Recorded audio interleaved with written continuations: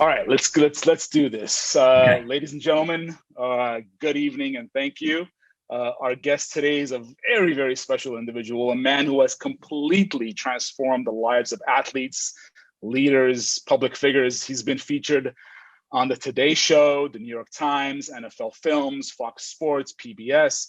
I think, Todd, you're up to about 16,000 hours working one-on-one to help people succeed. He's a coach, he's a mentor. I want to go into detail on this, and he's the founder of the 90-day year. And if my agents are on, and I know they are, they know exactly what we're talking about when we say 90-day year. I think it's twice named the world's top leadership and skill development program, I believe. That's right. His book, The Alter Ego Effect, The Power of Secret Identities to Transform Your Life, is a Wall Street Journal bestseller and an international bestseller. Todd, thank you, man. Welcome. Well, I'm excited to be here. You're an easy guy to probably use from now on as my intro for all speeches. Yeah, I have to begin with this, Todd. This book is just incredible. Whenever I read a book and the way I test it is if every chapter has at least three or four hell yeses, I'll go on to the next chapter. And this book, right from the very start, was just incredible. I've mucked up the entire thing.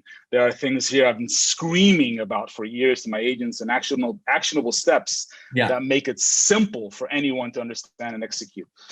But I want you to tell me why you wrote this book. But before you do, I'd like to ask everyone, guys, you're in for a treat this evening. Stop everything that you're doing and simply listen to what this man has to say. Trust me, you will thank me later. He cuts through all the bullshit with a knife. He's not about to sugarcoat anything. He won't tell you what you need to hear, but he will provide you with tangible advice on what to succeed in this thing we all call life. By the way, Todd, these are prescription glasses, and we'll get to that in a little later. He's about to coach you on not just business, but how to actually be a human being, how to be a better father, a better mother, a better wife, a better husband, a better entrepreneur, basically all of it. He's been coaching and mentoring world-class athletes, performers, CEOs for decades. And you will soon understand why Tony Robbins says Todd Herman's ideas will transform your life. Why Kobe Bryant, the late and great, said, this guy gets it. Kobe said the things that Todd talks about in his book, he's used to dominate on the court. You say this very eloquently, man. You operate between these 6 inches right here. In your own words, Todd, why? Why did you write this book, and who did you write it for? Yeah. So, hey, thanks for all that. Early in my career, I started my business in 97. Before coaching was even a thing. I was 21, was good at working with young athletes. I was a college football player. I was a nationally ranked badminton player. I'm not a physically gifted human being. My strength was my mental game. And I started teaching it to young football players, started to catch on, turned into a business. And I just kept on. I'm a farm kid, ranch kid from Western Canada, not afraid of hard work, and managed to work my way through the help of mentors into working with higher class athletes. And some common thread started to reveal itself that the best of the best would say things like, I've got this other persona that I step into when I get into the court. I've got this alter ego that I use. I've got this secret identity that, like, they would just say things like that. And for me, I'd be like, my God, that's amazing. I did the exact same thing when I played football. I thought that was something that was just unique to me, but it wasn't. And so it wasn't until the 2004 Athens games. This was in 2003, a year before I was prepping up a US Olympic swimmer for those games. And the way that she talked about her persona, I was like, wait a second, this is a thing. And so I went back and I interviewed all my clients and talked to them about what their alter ego, how they got into it and all that, why they built it and all this. So I started to develop this method. So getting back to your question, why did I write it? Well, I became known as the alter ego guy in pro sports. And I became known, I was saying to you beforehand, I was called a hot shot or a quick hit artist, which in the world of oil and gas, a hot shot is the guy who comes in and caps the oil well once it's spewing oil or it's on fire. So you got to move fast. And finally, and I wanted to protect this thing because it was really my nugget of gold. And then I waited, and about 11 years later, I decided to write the book on it because there's still more I needed to learn about it. I wanted to unpack the science about why this thing works the way that why does this work so well? Why is this better than anything else I could use with an athlete? And so it started to go out into the world of like business and not just sport, but entertainment and business. And I was working with tons of CEOs and leaders and salespeople on their alter egos. So for me, it was like, my magnum opus on just my career, finding this one nugget that is just a massive amplifier of performance for people. So would you say that's your champagne moment with this book? I mean, pop the bottle of champagne. I did it. Would that be it? Just the fact that I finally got to the point where I'm a dyslexic. So the idea of for me writing a book, that was my big dragon to slay. What was that? But just finishing the book, I'll never forget the subject line sent to me on August 10th, 2018 from my editor at HarperCollins when he said the subject line said in all caps, pencils down.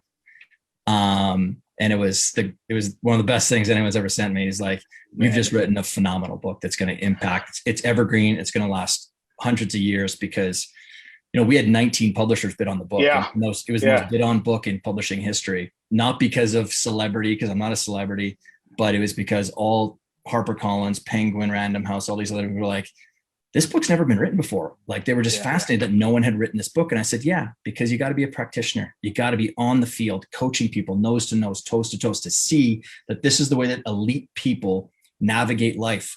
And a lot of the self-help books that are out there are written by above average people talking to average people. And yet they're big bestsellers. And I'm telling people all the time, and this isn't to hate on other people. I'm just like, because most of them are bloggers, they're researchers, they're journalists, and they can't find this stuff. Your fingers got to be in the dirt. And that's what you and I were talking about before, like why you don't like bringing in sort of normal real estate coaches to your crew, because you don't want people who are making money off of just the training. You want people who are doing the do every single day. Yeah. And that's a big deal. And I get knocked for it as the broker of the firm or the CEO of the firm, why I'm not bringing in the typical coach. I just don't want the same thing being given to my staff, to my agents. I don't want the typical. I want us to look at in other lanes, right? I want the Todd Hermans of the world. I want the Robert Greens of the world. I want their type of thinking. And that's what fascinated me about you, man. You completely changed the way I look at the way I get up in the morning. Right. When I read the book, and I'm an early riser, I get up really early in the morning and I'm very focused. But one of the things that I struggle with is what to be where or who with, right? Yeah. And how am I going to be with my wife? How am I going to be with my children? How am I going to be with my staff? How am I going to be with vendors? How am I going to be with my agents? Yeah. And the way you've explained it in this book, guys, every single person that's watching this has got to read it cover to cover. And I'll tell you, in the agents that are part of the company, or the staff are part of the company, you already got an email this morning about how to get your book. We're buying you the book. You don't have to purchase it. We're buying how many ever copies that you guys want. I recommend it to everybody because it's very actionable, right? You're not, like you said, it's not a typical self-help book because we all know that those are a dime a dozen. Sure. You tell us exactly what to do when. For those of us who are redlining every single day. Yeah. And when we get home, like our kids run up to us and my wife even says, don't talk to me like I'm one of your agents. Talk to me like I'm your wife. Yeah. Tell me how and what type of alter ego I need to create in order for me to be a better husband or a better father. Yeah, sure. Like, I mean, think about this from a practical and a pragmatic standpoint. So, like I'll use me as an example. So for 8 to 10 hours a day, I'm a challenger personality type in my business. I'm working with like super big egos, big athletes, entertainers, leaders who've got a lot of yes people around them. Some of them are very guarded. And in order for me to do the work that I do, because I crawl around between the 6 inches of your ears, I need to gain high levels of trust fast because, we're dealing with like sensitive ideas about like who you think you are and what you're capable of. So I've got to break through some of those exteriors. So what I'm doing a lot of my days, I'm flexing the same identity, the same type of person all day long, because it's effective with the work that I do. Now, the mistake that we make is we start to think that that's us, that that's all of us. And that's not the way that human beings are built. I am one human being standing here in front of everybody, but I have many roles that I play in life. And each role, what I do to look at it, and this is what I help people with, is when you take a look at that role of you as a dad or a mom or a husband or a wife to someone else,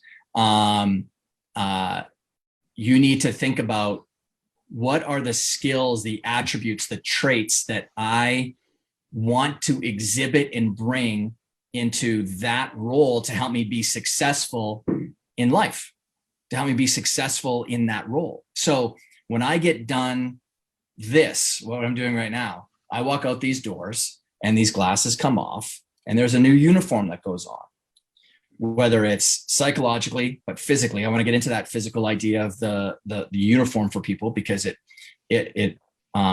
triggers a whole bunch of natural psychological switches for you to help you be the person that you most want to be in a certain situation. But when I walk out the door, my inspiration for how I want to show up around my kids is Mr. Rogers. You talk about spectrums, right? So I grew up watching Mr. Rogers. I love Mr. Rogers. I don't need to think about what he would need to do in a situation, because he's just baked into my brain. But he's on the opposite end of the spectrum of the challenger personality type. And so the reason that this works so well for me, again, I'm long in the tooth in this idea. So if for me, it makes sense. Others, it might not as much, but to get to the understanding that at our core, there's really clumsy words that the self-help and spiritual worlds have given people. Things like authentic self, okay? Your real self. Well, here's the reality. There's no such thing. Scientifically, there is no such thing as that. I want to stop you right there, and I apologize, because that's one thing that I keep telling my guys, right? There's no such thing as your authentic self, because if your authentic self, and if you want to be a rock star, and if your authentic self is to be that guy, that quiet guy who's not gonna be able to perform in front of thousands and thousands of people, then guess what? Your authentic self sucks, because you're not going to be able to do your job. If your authentic self is to be the kind of person that is not the social butterfly that you need to be in order for you to succeed in this business, then guess what? Your authentic self sucks. So if I wanted to be someone that's going to go out into a room and just rock it, I need to put on that suit and tie. And when I walk up to someone, I'm not going to be my authentic self. I'm going to be that person that I need to be in order for me to be able to really connect with people. Right. Yeah. So I love that. I love that. And by the way, do me a favor and just give me the ability to share my screen, because there's a couple of things I might want to pull up on the screen and share. Absolutely. Absolutely. Let me do that right now. And by the way, I'm not saying that the word authentic or authenticity are bad. It's just that in society, what ends up happening is these words become memes. They take on a life of their own, and they become ways that people posture to others that's just me being authentic. And the reality is, you have no freaking clue what you are. I don't. Yeah. Because I'm still trying to find all that I'm capable of. So I'm just different in that I don't shackle myself to these really bad ideas that keep on being trotted out by armchair self-helpers who just want to try and posture and make people feel good.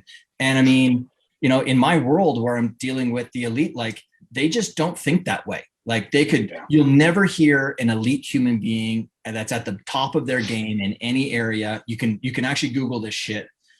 Ever say the secret to my success was my authenticity. Yeah. And if they did say it, they're trying to find clumsy words to explain things that they don't have the words for.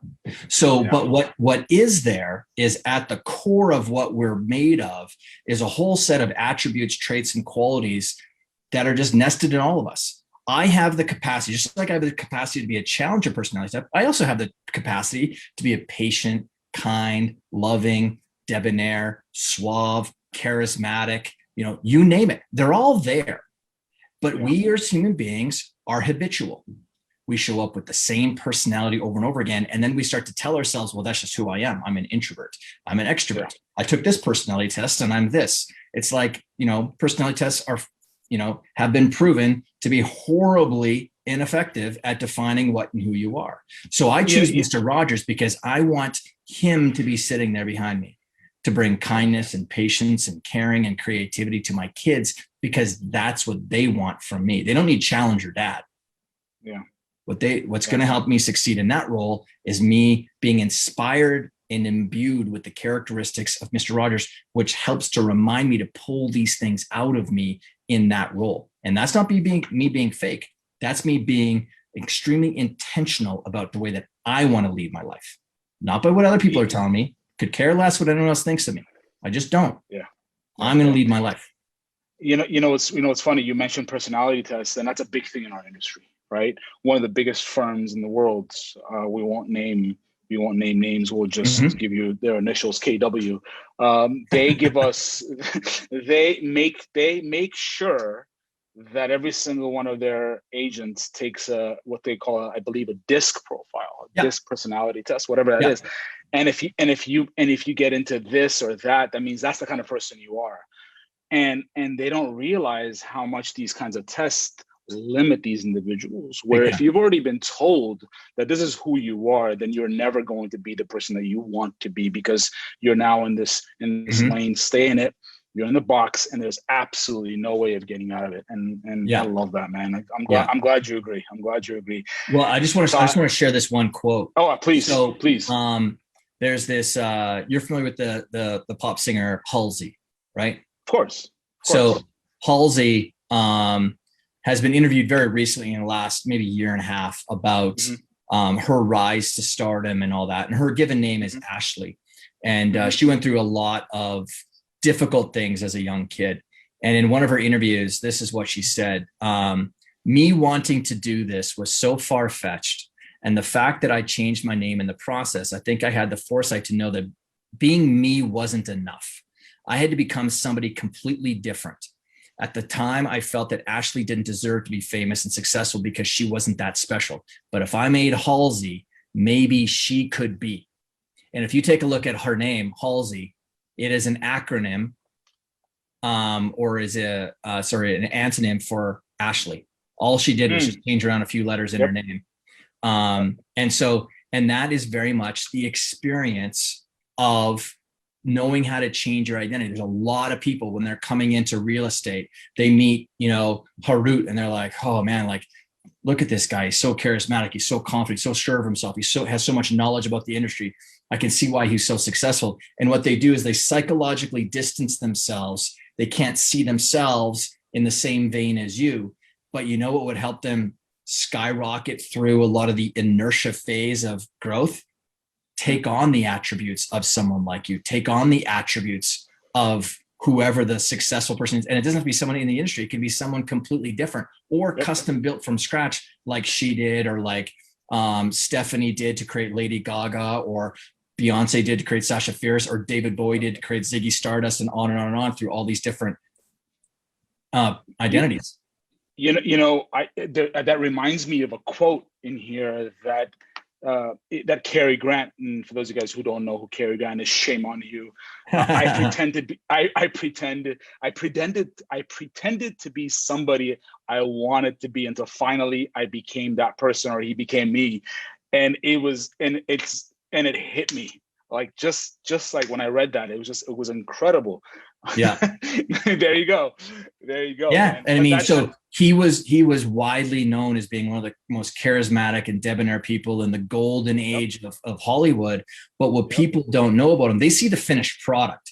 And he said this at the end of his career with an interviewer about his career. But the reality is he grew up as a single, or as a young boy with only a single mom in Bristol, England. No means whatsoever, but he had this desire within him to be someone memorable, to have a life of meaning, to lead something. So he left Bristol, came over to America, And one thing that isn't known all that much about him is he actually battled with mental health and like depression for a good chunk of his life. And then it was one time where after playing a role in a movie, he's like, but that's the person that I most want to be. And so he became active in creating this version of Cary Grant, which is the debonair, charismatic person. And that's what he felt was the real person. A lot of us, none of us get to choose where we come from, who we have as parents, the influences that we have around us that shape us into this person that we end up becoming. And most people really lack the skills to understand that. And they think that by the time that they're 18, well, that's just who I am. No, that's what you were shaped into being. There's this great scene in the movie Rocket Man. I don't know if you've seen it with Elton John. It's the story of Elton John. It's great. You got to watch it. It's one of my favorite movies now, just because the way they did it. But in it, right as Reggie John, which is his given name, he's sort of become pretty good as an entertainer. He's sitting down with another Black entertainer who's over in England touring, and he says to Reggie, sometimes you got to kill the person you were born to become the person you want to be. I have it changed there. Sometimes you got to kill the person you were shaped into being to become the person you want to be. And when you understand that that's not a bad thing, killing an identity, killing an old narrative, an old story about what you think you can do, it's not real. That's not really what you are. The substance of us is far more rich and deep and has far more capability than whatever the thin veil of a story is you've got in your head. Yeah, man, I've got so many questions for you. The other day, I was actually talking to one of my agents, and she said, I want to get into commercial, but the commercial industry is basically male dominated. The entire space is male dominated. I don't think I can make it. And the first thing I said to her is, if that's what you're telling yourself, then how the hell are you gonna be able to make it? Yeah, it's not the fact that it's a male dominated industry and that's why you're not making it.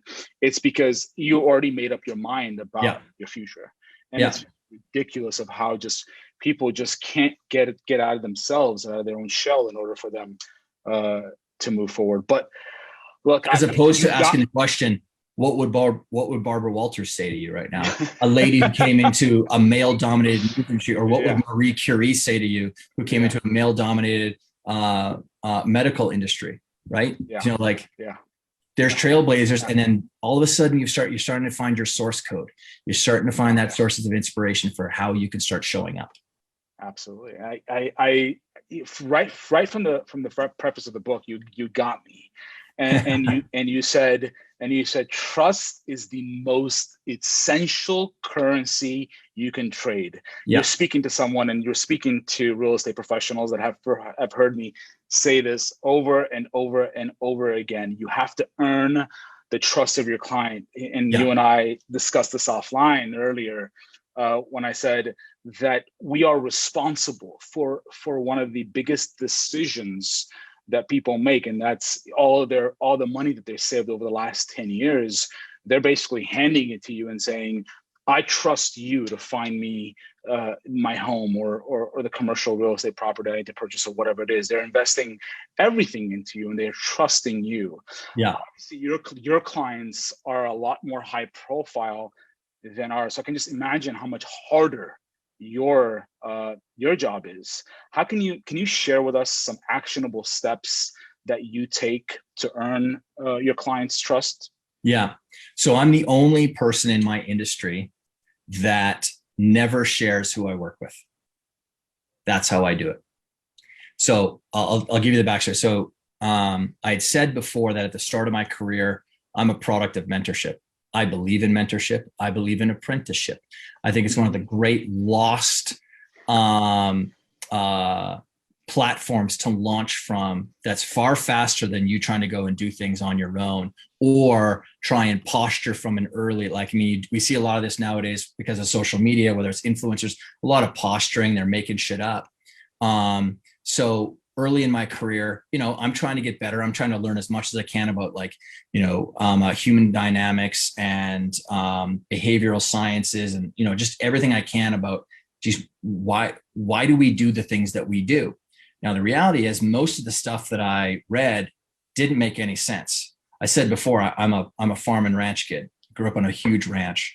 And the great benefit of that is I learned from a very early age from life's greatest teacher, which is nature. So, you learn about life and death and the cycle of life and, weather pattern, but you learn about really how the world works pretty quickly. And a lot of stuff I read, I was like, this doesn't make any sense. Like if I got my athlete to do what this psychologist is saying, they're going to be thinking too much out there on the court or on the golf course.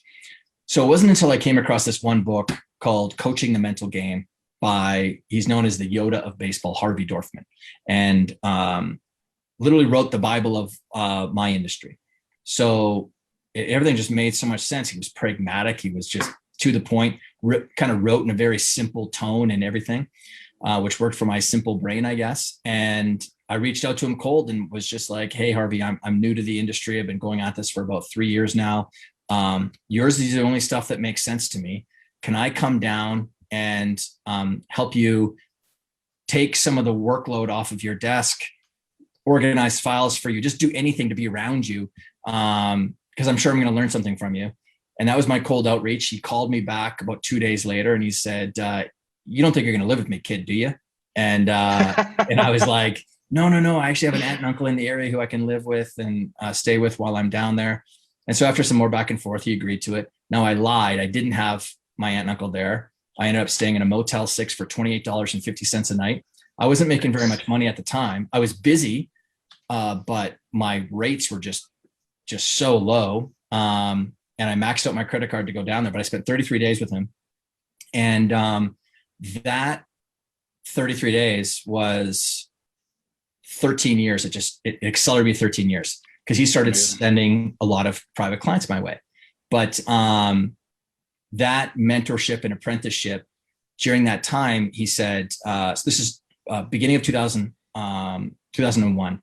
And he said, Todd, if I can give you a piece of advice, something that I would do now after nearing the end of my career, I wouldn't share any of my clientele. He said, because the media is really starting to take over their lives. And it's being more and more invasive. And the hard part for me is to earn these guys' trust. And when we don't have trust, it's really hard for us to work. So he said, my challenge to you, because he knew that I was an extrovert and I like to talk. He said, my challenge to you would be to never share who you work with, because it's going to be a real huge accelerant to referrals for you. And he was dead on right. So to this day, I've never shared. Some people have come out over the years and shared with me. In fact, right now, if you went to Google, there's this feature that, when you search Todd Herman, it's, people who search for Todd Herman also search for. And right now it's literally the who's who of PGA golf right now, because a few different clients on the PGA tour have mentioned my name in different interviews, but you'll never hear it from me. So my point about how do I build trust up is they know that I'm only there for them. I'm not trading on their names at all. That's one of the secrets to how I build trust very fast. Now, the second thing that helps build trust, so most of your clientele aren't going to do that, right? But it's about best interests then, because the reasoning behind it is I've got their best interests and not Todd's best interests. But the key that I've found, whether it's standing on stages and how you and I connected, is I'm simply saying what's in your head. You've kind of thought this stuff already. This is the number one thing I get pinged on 50 times a day on Instagram or LinkedIn or Facebook, wherever. People are like, I think I've been doing this. And my response back to everyone is always the same. 100% you have, because it's built into all of us. You have. We're either doing it or we want to do it. Right? Yeah. And we constantly discuss, the keys to success is process, and make sure that you're doing the work and you're coming in each and every single day. And you and I, when we were offline, we were talking about the football team that you mentor, that you coach, and how they just do the same exact thing each and every single day. It's unfortunate that in today's environment, in today's world, everyone is very much about instant gratification. How do I get paid today? Right. Yeah. And they don't look at anything long term. And it reminds me of an individual that I read about many years ago. I'm going to butcher his name. I always do. Antoni Gaudi, I think his name is. He was an architect, I think, in Spain. Yeah. And I don't know if I think from you confirming, you know who I'm talking about. He pretty much designed a church that is still being that built was going that was going to outlast him and his life. And it's incredible how he just didn't care about that. He didn't care the fact that he was going to see the result. He just wanted to make sure that this thing was going to be built. And it's unfortunate that most people that are in our industries, whether it's yours or mine, all they care about is themselves. How am I going to get paid? When am I going to get paid? Not about, hey, what can I do to better their life? How can this person be better because of my existence? Is something that I always talk about. So I love that. It's public, and so you shared this with everybody. You were one of the first ones to get COVID last year, and in February. You got it because you tore your Achilles heel. I believe you were at your daughter's match. We were doing American Ninja Warrior training. Okay, there you go, American Ninja Warrior training. So, and then you tore your Achilles heel. You went to the hospital and you got COVID. And I love how you describe everything when you talk about your dyslexia. You say it's an advantage to you. COVID was something that you benefited from, and while you were laying in bed with your lungs basically collapsed, you started interviewing CEOs, right? And you studied them and you put them into, I believe, 3 different categories, if I'm not mistaken: the fear focused, the unfocused, and the strategy focused. And one of the things that I always tell my guys here is that they're all CEOs. They're all a brokerage within a brokerage. What makes the CEO, the strategy-focused CEO, so much better or so much different than the other 2 categories? So, well, to preface this, I was sick. I got really sick early on. And then as I was coming out of this, I knew I was going to be laying in bed anyways with my recovery from my Achilles.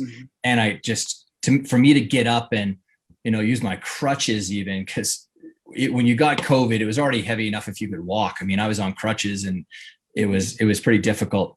But I looked at it. This is an amazing opportunity. This could never come along again in my lifetime, where what all of us was experiencing was happening to everyone around the world. Like, this was what a shared experience. And what I thought, my first thought in my head was Harvard Business Review or some publication is going to do some bullshit retrospective on the 5 CEOs that made, brilliant moves. And it's going to be all, waxing philosophical about. And I was like, this is a chance to see what are people doing on the field of play? Like, how are they really responding? So I called up 2 friends or 2 clients that were CEOs, and everyone else that I talked to for the rest, I did not know them because I didn't want them knowing Todd's context, and it would cloud some of their question or answers.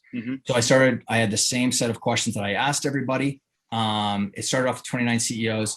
It ended up being 93 total CEOs over the course of the 6 months, and I followed them. But my original post was in March, and it was just really interesting to see, because what we look at, this is what I tell sports teams, and when I tell teams like yours, people talk a lot about self-talk. I don't care as much about your self-talk as I do care about the stuff that you vocalize and say. So, because that's the only stuff that I can see.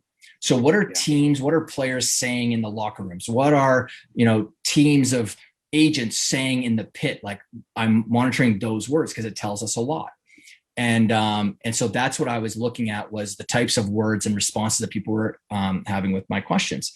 And like you said, there was 3 distinct groups: fear-focused groups, unfocused groups, and strategy-focused groups. The fear-focused groups, the one thing that made them that caused them to be more fearful was they were consuming about 11 times more media at the time. This is middle of March. So this is very early in the thing.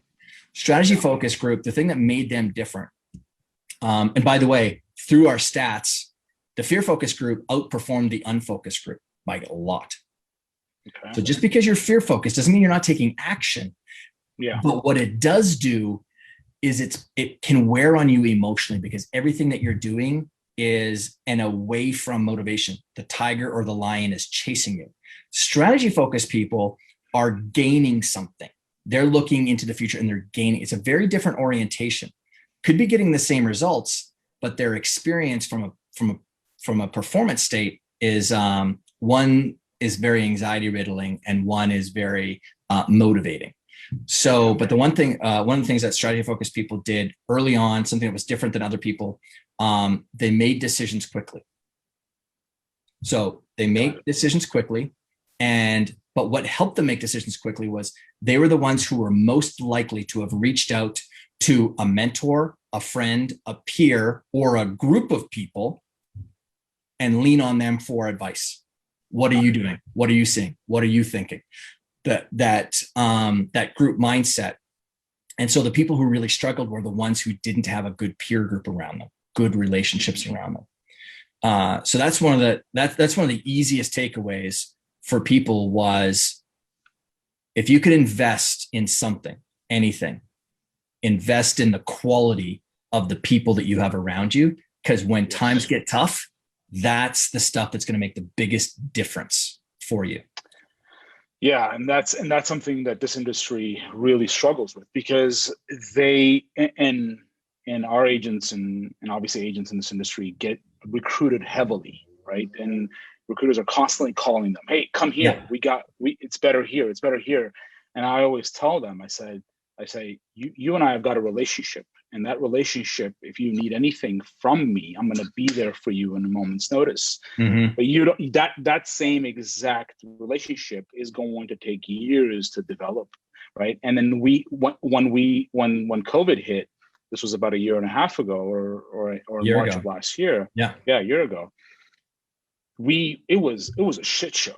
We had, in a matter of 35 days, we had over 800 cancellations, and everybody was just panicking, right? Everybody was just wanted to get out of escrow because they just feared the worst, right? And then one of the things that we did was just stay calm. Well, because we wanted to make sure that the people that are around us, that are looking to us for leadership, understood that it's going to last for a little bit, but we're going to be here. We're going to stick around, and we're going to be here after the dust settles. And I'm glad to say that year into it, we're better. Our agents are doing better than ever. The company's doing better than ever, mm-hmm. and we get to talk and listen to the great Todd Herman.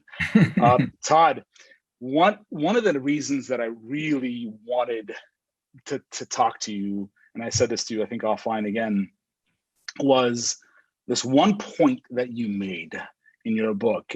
And this is something that my agents will tell you that we talk about a lot, and the difference between the interested and the committed, right? And you put it eloquently, and you said the person that's interested, he buys the books or downloads the books or downloads the audio or whatever, but the committed is the one who's reading the books. The power of intentionality mm-hmm. is a big topic in your book. I want to unpack that a little bit. Yeah. Right? We all need to be a lot more intentional. But what is it that as CEOs, we need to do a better job when it comes to committing to the process and making sure that every single person that's looking at us for advice, for guidance, hears? What is it that we need to do better? So when this is over, I'll get this video from you for my own personal archive. Mm-hmm. And I'm going to spend time going through this. I'm going to watch my game film. This is me on the field right now, right? And there's ways that I'll look at this video and go, you know what? I could have articulated it just slightly differently right there. I could have made that point, or I could have said, oh, geez, shit, I missed that one thing that Harut said, and I should have followed up and double tapped on that and gone a little bit deeper, because that would have been money or gold for that group. So my point is there's a lot of quarterbacks in the NFL that are interested in being like Tom Brady. but they ain't committed like he is. So my point is no matter what we do, there's game film. If you don't mine your game film, it is really, really hard for you to get as good as you're capable of getting, because you're not working with really good data. The other side of this, the only types of people that would look at game film are people that know how to set their ego aside and critically look at really how well they performed. Because we love, how many people have you met that, whether you go to your 20-year, 30-year high school reunion or something like that, and apparently everyone was the all-star quarterback or the all-star point guard in there, or whatever the case is. And that's how human beings are. It's proven that 6 months after an event that was impactful for you, 50% of your recall is gone. So your memories of who you think you are not very accurate. But game film mining, constantly looking at something. So that's me. I watch hours of my stuff every single week so I can become as great as I possibly can. That's the difference. That's one of the first things I look at is how much game film do you look at? So reflecting on your performance. When you're watching this video back, you're going to I shaved for you this morning, by the way. I don't typically shave. So you're welcome. But one of the things that you'll see is I got chills. So a little bit of my hair started coming out. So about 5 minutes ago to now is different, because this is something that we talk about so much is don't sit in front of your client and practice on your client, right? Pull a fellow agent in the conference room and ask them questions and see what their reactions are to certain words that you use. Yeah. Do their eyes light up, right? One of the words that I need to eliminate from the English language is the word sure. Sure needs to be eliminated. If you ask 100 people at the company, what's the one thing that I hate? What's the one word that I hate most? All 100 will tell you that I hate the word sure, because it's either a yes or a no. It's not a maybe. A sure is a maybe. So watch your tonality, watch your words. And just like you, man, after this, and one of the reasons I'm doing this is because I'm selfish. I want to get better at communicating in this type of platform, where before I used to have an audience of hundreds of people and I would talk to them, but now I can't do that anymore, right? So the way I communicate has to be different, and I'm learning and I'm trying to figure it out. And because what are people okay with what you and I are talking about right now? Who the fuck knows? I don't know. Are we doing a good job? So what I'll do is I'll look at the comments as we're speaking later on when I'm watching, and that's not because I'm full of myself. I just want to see how much better I can do. So watching game film, I love it. But you know what? I am full of myself. Like I love it. This is genuine. It's like I love myself. Like if you can't genuinely say that about yourself, then you've got a long way to go. And this is the problem with society is society doesn't like to hear that kind of stuff because it confronts them based on their own insecurities. Like I'm fucking great at what I do. I am on this planet. There is a group of us. I don't say that I'm the best. I don't say that I'm the greatest. I know that I've got some peers with me that we are all committed to the same thing. I love the coaching industry. I love the mechanism of change that it can do. I've got 18, I just crossed over a couple of weeks ago, 18,000 hours of one-on-one work with people. That's not counting the group training, the speaking that I've done. That's about another 9 to 10,000 hours, but in verifiable numbers. Like I've tracked all this, every single coaching call, one-on-one. And I know I am elite at what it is I do, and I don't apologize for it because I've put in the reps on it. But I'm not here to try to make someone else feel good about themselves by talking down about who I am. No, I am full of myself. I am full. I love this guy that gets to come here. But that doesn't mean that I'm done. He's got a lot of work to do. Like I know I've got a lot more work to do. And that comes back to the same, like the mental frame that I have of why I'm okay with looking at my game film, because I don't think of myself as a finished product. Yeah. Like, I know we only have more ceiling limits that I've got. Absolutely, man. And you are amazing. And we all are blessed to listen to you today. I know I only have a few minutes left. I promised you we're going to be done it's all good. Before the hour. But I do want to, and it's really funny. I was at the final Bo Jackson game at the LA Coliseum when he was running down the sideline and he got tackled from behind and he just, and it was done. Bo Jackson, Jason, Kobe Bryant, Black Mamba, right? Beyonce, Sasha Fierce. You have two identities, Geronimo and Richard, that you talk publicly about. Tell me the difference, and do you ever bring both of them to meetings like this? No, they both had their purpose. So Geronimo was my alter ego that I used when I played sport, and he was a composite of back when I played football. He was there was Ronnie Lott and Walter Payton, my hero, and those two, and then also where I grew up in Southern Alberta, Canada. Like, we live in New York City now, and I've been away from Canada for a long time, but where I grew up is rich in Native American history. In fact, when the Nez Perce and Sitting Bull fled the United States after the Battle of Little Bighorn, they came onto our family's land. And so I used to ride around on my horse Cracker Jack as a kid and would like go look for like fire rings and old artifacts. And so I had this tribe of 5 Native American warriors led by Geronimo, and Geronimo was the name that I used. And then when I got into business, was not making the calls like I was supposed to. I was good at what I did. I was good at the craft. And I'm sure there's a lot of people here, they're good at the craft of working with a client. Like, they're good at showing a home, and but the hunting part they might lack. And so that was me, terribly insecure about how young I looked. I was 21. I looked like I was 12. Who's going to listen to me? I don't have 4 best-selling books. I don't have letters behind my name with 5 degrees. And so I wasn't making the calls to book speaking engagements or get in front of people. And then one day I was like, wait a second, I used Geronimo. Why don't I?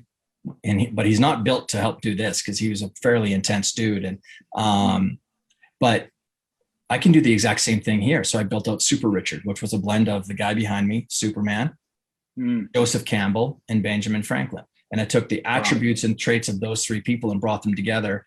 And I went out and bought a pair of non-prescription glasses, fake glasses. I have perfect eyesight. And I went to Lens Crafters in West Edmonton Mall at the time, which was the largest mall in the world. And the lady wouldn't even sell them to me at first, because no one was buying glasses back then, right? Like, now it's a trendy thing to wear glasses. But I did my reverse Superman. Superman put on the glasses to become Mild Mannered Clark Kent. I put on the glasses to become Super Richard. And Super Richard became the advocate for Todd's stuff, right? Like, just like Halsey or Ashley was talking about how she just couldn't see herself be successful, but Halsey could. Same thing with Super Richard. Super Richard could make those calls. He could speak on behalf of Todd almost. And that's actually what the alter ego means in its root form. Cicero, the great Roman statesman and philosopher, when he coined it back in 44 BC, the alter ego means the other I, or trusted friend within.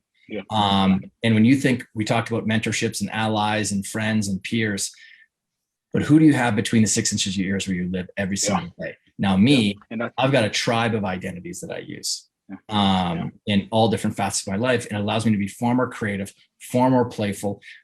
It allows us to step, because the creative imagination is the great sword that defeats the resistance within, because it's accessing your unconscious, moves around it. And, when you take that playful state on, it's the golden key that unlocks peak state. I love it, man. I love it. And I promised myself I was gonna wait until the end, because I want to close out strong, because one of the most brilliant things that I read, you write, is the 90 days, whatever you can accomplish in 1 year, you should be able to accomplish in 90 days. And my agents know that we always focus in quarters, right? And this is why I was so excited to interview you today, because we just started Q2. Yeah, we had a phenomenal Q1, one for the record books, and one of the things that we said at the beginning of the year, at the end of last year, we said Q1 2021 needs to be the best quarter of our careers, the best quarter of JohnHart and the best quarter for us individually, but making it the worst quarter of the year of 2021, right? And so mission one, the first part of the mission accomplished. Great. Quarter one was the best ever. Now, quarter two, we have these next 90 days. We all have our plans put together. We have the software that we built, that we've put, we've compartmentalized. We have our 4 pillars. We've got all of our action steps. But I want to give my guys the way to get done in 90 days what most people can't accomplish in a year. And that program that you wrote highlights that. Would you mind just unpacking certain parts of it, certain actionable steps that agents in our or anybody in this group watching will benefit from? Yeah. So the 90-day year came out of my sports stuff and how I was able to get incredible results in increases in performance with athletes fast. And the way that we did that was we took a look at their sport and we looked at them inside their sport and we go, listen, in order for you to be successful in the role or the position that you play, you need to build your speed and quickness skills. Speed and quickness is this in hockey, soccer, and basketball. They're the same sport. They're the same sport because it's about time and space. Time and space, you win. You create time and space, you win. And so when you identify that one thing, now what happens is we say 80% of your available practice time needs to be dedicated to impacting that one thing. So it focuses attention. So in the 90-day year world, we look at what's the one goal that you have. And the great thing about business is there's not that many goals you could ever have in business because everything fundamentally rolls up to a number. Revenue, profit, income, sales, something like that, right? So what's your one goal? And then when we break that down into think of this like a pyramid, okay? We've got the one goal at the top. What's the outcome that you've got that's motivating? What I do is I set good, better, best goals. What's the good goal? That if you hit that goal, you're happy with it. The better goal is a stretch, typically around 25% to 50% stretch. That if you hit that goal, you're freaking ecstatic. The best goal is only a goal that you should hit maybe 20% of the time you ever set goals. It's the thing that's like you would jump on top of the building and scream to everyone else that you hit this freaking goal. Some magic had to happen. Okay, so good, better, best. And then we get to, okay, well, what are the projects or essentially the strategies that you're going to do to try and hit that goal? Now, this is where this is where mental toughness comes in. Because just because you set the plan, flexible and adaptable is the name of the game. If you're not someone who can play the flexibility and adaptability game, you're not mentally tough. So you talked about Kobe Bryant. So I was actually in California, driving up to Newport Beach to meet with Kobe the day that he died. Because he was bringing my alter ego training into the Mamba Academy. We connected years ago. And when I wrote the book, he reconnected again and said, listen, like you wrote the book that basically I wish Mamba mentality was about. And so then I was going to help him write his next book because I was teasing him saying that you wrote a picture book and Kobe, that wasn't your best work.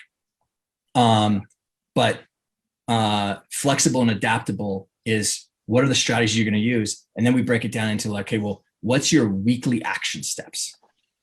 One of the things that really, really fast moving businesses and entrepreneurs do better than everyone else in the day and age that we live in, they're typically setting weekly priorities, not monthly priorities even. It's shortening the distance of time. And the key thing about that, what that honors, because the way 90 year is an athletic approach to business. That's basically the way we say it. And an athlete, we're looking at, okay, well, what's the thing that we're going to learn, focus on, develop this week? And when you do that, it's super motivating to sales type professionals or entrepreneurs because we typically have ADD. We need to close feedback loops really fast. It's motivating. It starts to stack wins really fast. And so if you want to know how you can accomplish more than everyone else does in 90 days, well, it takes everyone else a year or more to do. It's learn how to stack wins fast, break things down into a weekly track to run. And then, along that way, really start to hone in and develop what is the routine, the methodology of how you run your week that allows you to succeed. Because that's one of the things we talk about in sport. There's seven basic principles of running a sports performance approach to business. And the first two are individuality and specificity. Individuality means that some people are built for marathons and some people are built for sprints. Me, I'm a sprinter. So how does that translate in my business? It translates that I'm really good at putting together 3-hour sprints of work and then taking an hour break. 3-hour sprint, hour break. Some people, they go 6 to 8 hours of like moderate intensity. That's volume. That's marathon. But just look at your week. What works for you? Be a lab rat. Like, look at yourself that way. Be curious, and you're going to find. And for those of you guys who are out there who are listening to Todd speak, and you're like, holy shit, this is really clicking. It's what we're talking about as far as the action steps on the pillars that we've defined, the 4 pillars that we've defined in that one big goal. And we call it the big, hairy, audacious goal. We're not supposed to hit those goals. And one of the things that I constantly hear is, well, I don't want to be disappointed with myself, right? Who the fuck cares, right? Who cares? And this is something that I'm really, really glad that you touched on, Todd, because one thing, and you mentioned this, I think it was a soccer player. He said to you, these people don't belong on the same field with me. Yeah. Right. And that's he didn't say it to anybody. He didn't say it in the news conference. He told you or however the story went. He said, these people don't belong on the same field with me. And that's one thing that I want my agents to understand, and everybody listening, is you have to have that kind of killer instinct mentality where when you look at someone that is interviewing for the same exact job as you are, you're gonna be like, are you fucking kidding? Are you really think that you and I are supposed to be here? You don't belong here. Get out, right? And the only way you're going to be able to accomplish that is by having the type of mentality that you give us so eloquently in this book, and you define it step by step.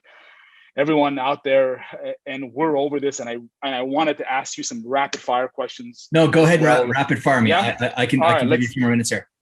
Let's do it. All right, let's do it, because this has been incredible, Todd. I really appreciate your time, and you've done just a fabulous job. So question number 1, what is the one thing your program did for a client that you didn't expect?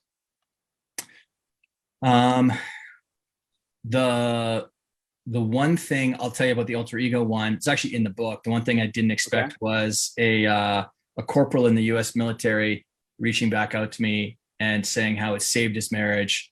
When I spoke at Fort Bragg, he wasn't sleeping in the same bedroom as his wife, and his kids didn't come to the door to greet him. And 3 months later, his kids would run to the front door to greet him, and his wife and him were sleeping in the same bed again. So, oh man, I love hearing that. And then for the 90-day year one, like the performance program, the one thing I didn't expect was this lady who works at Ralph Lauren, and she opens up a lot of their stores. She took her average traveling work week number of weeks down from 42 to 12, and their revenue went up by 785% because of the intense focus and system building that they put in place. That's amazing. That's amazing. In terms of your personal coaching, what's the most difficult case you encountered and why? Most difficult case I encountered was actually early in my career, a young 13-year-old kind of phenom hockey player in Alberta who was just a special kid, but had fits of vomiting before the game. And it wasn't until I met his dad that I figured out why.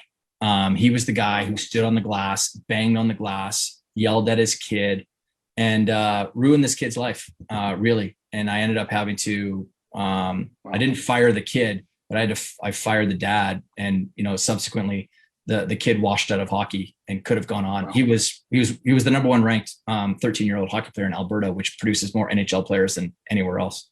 Yep. Yep, they do. What is the most common mistake people make when developing their alter ego? Looking to superheroes. Because it's the natural thing that we go to. Yeah. And the great thing about alter egos is the source code that you can be inspired through and from. It comes from everywhere and anywhere. Like it's about really for you, who are you most not attached to, but like what you might find someone in literary works who ends up becoming your alter ego. Actually, the number one realtor in Arkansas who I met, he came up to me after a keynote speech that I gave, and he pulled out inside of his breast pocket, and the guy was very well-known guy, actually, pulled out Dumbledore's wand. Dumbledore. Yep. I read that story. Yep. And he's like, what Todd is talking about, and he's an older guy. He's probably the oldest guy there. He's like, this is exactly why every time I go in for a signing, I carry Dumbledore's wand inside my jacket pocket. And I think to myself, these people have no idea the magic that's walking inside this room. I love it. I love it. What's the best piece of advice you've ever received? I was standing in the corrals one day on our family ranch right before I was going off to university. And we took a break to have a pop in Canada, a soda, and cracked open it up. And my dad's a man of very few words. And he looked over and pointed at something. He said, you see that piece of cow shit over there? And I said, yeah. And he said, Todd, you can take a piece of cow shit and wrap it in a red ribbon, but it's still a piece of cow shit. And he knew that I was going to go off and not be on the farm anymore. And he was just telling me, listen, you're going to meet a lot of people, but sometimes you got to look past those 3-piece suits and see if there's just a piece of shit standing right there. Yeah. Yep. It served me so well over the years. And it's been gold. So awesome. What's the worst piece of advice that you've ever received? Follow the money. Every horrible business decision I've ever made was rooted in me thinking that I might be able to make more money doing that. And there was a 3-year stretch of my career where I chased money. I got a little bit of it, but nowhere near what I thought was going to happen. And all my best decisions have been me following my intense interest in certain things. That's where the alter ego was born out of. Sport, my career in sport, just the worst advice I get. And that wasn't even from other people. That was just, I was trying to manufacture success in some ways. And when I just focused on me trying to be the greatest practitioner I could be, just magic always happened. Yep. What's one thing you wish that you would have just, someone would have told you when you first began your career? I believe you began it way back in 1999. What's the one thing that you wish you would have known when you first started? Well, to couple with the last one, because the one thing I did do well that other people typically don't is I'm a product of mentorship. So relationships, That's what I tell people, like business moves at the speed of relationships. It's an unfair advantage that you have.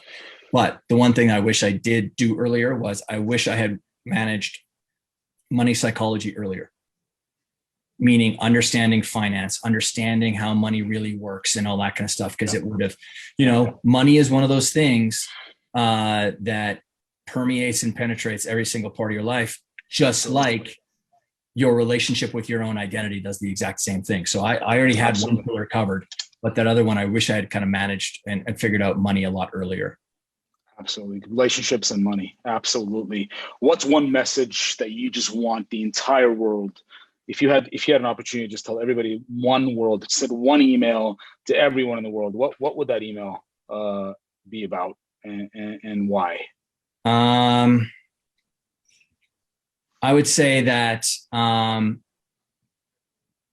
understanding that we as human beings will always act through whatever we associate ourselves with.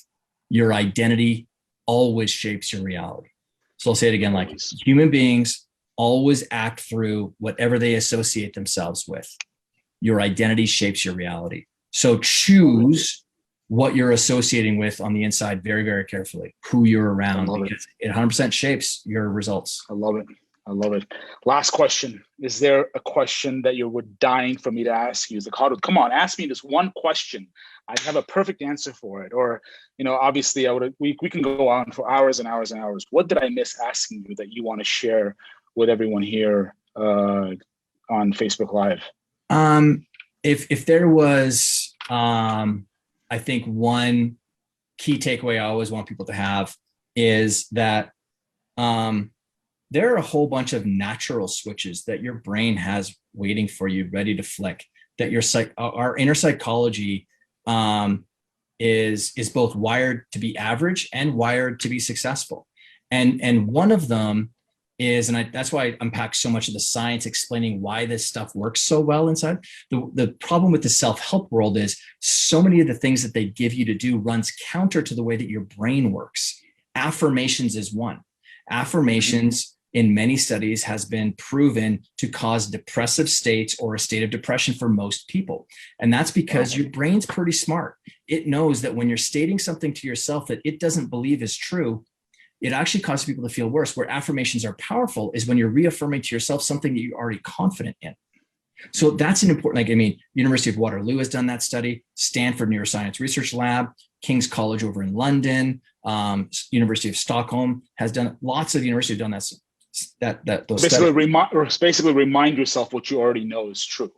Well, a better, because we love to think in questions. So instead of saying, I am a powerful, strong, smart real estate agent or realtor, instead it's like, why am I so good at being, because it wants to answer those questions for you. So if you learn to ask yourself, it's about using this better. But my point, what I was going to make was, so much of the things that are taught in the world of self-help, personal or leadership isn't actually how your brain wants you to work with it. So one of the things that it does work very well with is clothing, and so I talk about in the book, Enclothed Cognition, right? So, I would say to everybody that's here, one of the most powerful ways that you can start showing up in a more meaningful and intentional way when it comes to your profession is get a uniform. Find something, and whether it's an actual like way that you always dress, or whether it's something like me, like wearing a pair of glasses or having a favorite watch or something like that. But when you put it on, it's the power of what's it doing. Like when I was putting on those glasses back when I was 21 and terribly insecure, this was me creating a phone booth moment for myself where Todd was being set aside and Super Ritual was getting into game mode. And that's the ritual. So people talk about habits and routines. Nothing beats a ritual. Rituals are very different than habits and routines. A ritual is something that you're doing, but it has meaning and story attached to it. And that's the stuff that separated Kobe from others. That's the stuff that separated Beyonce when she would go on stage to be Sasha Fierce or other people. Even on the cover of the book, as you showed before, those glasses do not pay homage to me or Superman Clark Kent. Those glasses pay homage to Martin Luther King and his alter ego that he used to write all of his speeches. People don't know that about him, and yet he did have them. I wish we could just continue over. I remember, reading about Mrs. King and how she came up to you when she said she talked to you about Martin's glasses, and that's for another day. Maybe one day we'll meet again and have another conversation. Yeah. Todd, you did not disappoint, man. This was an absolute honor. It was a real honor, man. Thank you very much for giving us more of your time than we initially allocated for.